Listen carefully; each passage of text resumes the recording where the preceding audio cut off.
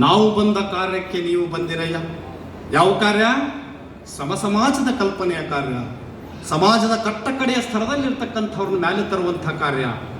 ಯಾರಿಗೆ ಹೇಳಿದರು? ಚನ್ನಬಸವಣ್ಣನವರು, ಸಿನ್ಮಯ ಜ್ಞಾನಿ ಚನ್ನಬಸವಣ್ಣ, ಬಸವಣ್ಣನವರ ಸೋದರ ಅಳಿಯ, ಅವರ ಜ್ಞಾನಿ ಅಕ್ಕನಾಗಮ್ಮನ ಮಗ ಚನ್ನಬಸವಣ್ಣ. ಅವ್ರಿಗೆ ಹೇಳ್ತಾರೆ, ನಾವು ಬಂದ ಕಾರ್ಯಕ್ಕೆ ನೀವು ಬಂದಿರಯ್ಯ, ನಾವಿಬ್ಬರು ಬಂದ ಕಾರ್ಯಕ್ಕೆ ಪ್ರಭುದೇವರು ಬಂದರಯ್ಯ.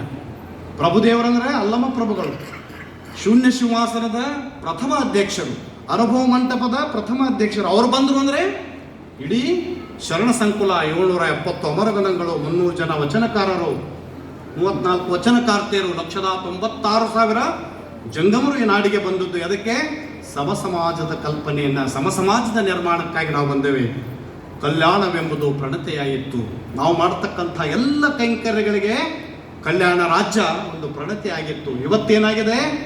ಪ್ರಣತೆ ಒಡೆದಿದೆ, ಪ್ರಣತೆ ಬಿದ್ದು ಹೋಗಿದೆ, ಪ್ರಣತೆ ಒಡೆದಿದೆ. ಇವತ್ತು ಕಲ್ಯಾಣದಲ್ಲಿ ಶರಣರ ಒಂದು ಸಂಕುಲಕ್ಕೆ ಪೆಟ್ಟು ಬೀಳ್ತಕ್ಕಂಥ ಕಾರ್ಯ ಆಗಿದೆ ಅಂತಕ್ಕಂಥದ್ದು. ವಚನ ಬಹಳ ಸುಂದರವಾಗಿ ವಚನ ಮೊದಲು ಹೇಳ್ಬಿಡ್ತೇನೆ ನಾನು.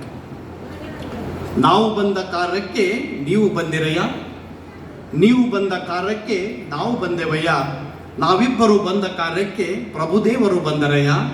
ಕಲ್ಯಾಣವೆಂಬುದು ಪ್ರಣತೆಯಾಯಿತು, ನಾನು ಬತ್ತಿಯಾದೆ, ನೀವು ತೈಲವಾದರಿ, ಪ್ರಭುದೇವರು ಜ್ಯೋತಿ ಆದರಯ್ಯ.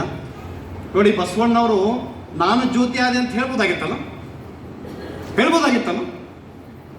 ಅಲ್ಲಮ ಪ್ರಭುಗಳು ಜ್ಯೋತಿ, ಚಿನ್ಮಯ ಜ್ಞಾನಿ ಚನ್ನಬಸವಣ್ಣ ತೈಲ. ಅಂದರೆ ಜಗತ್ತಿಗೆ ಜ್ಞಾನದ ಪಂಜನ್ನು ತಾಗಿಸ್ತಕ್ಕಂಥ ಸಾಮರ್ಥ್ಯ, ಶಕ್ತಿಯನ್ನು ಕೊಡ್ತಕ್ಕಂಥ ತೈಲ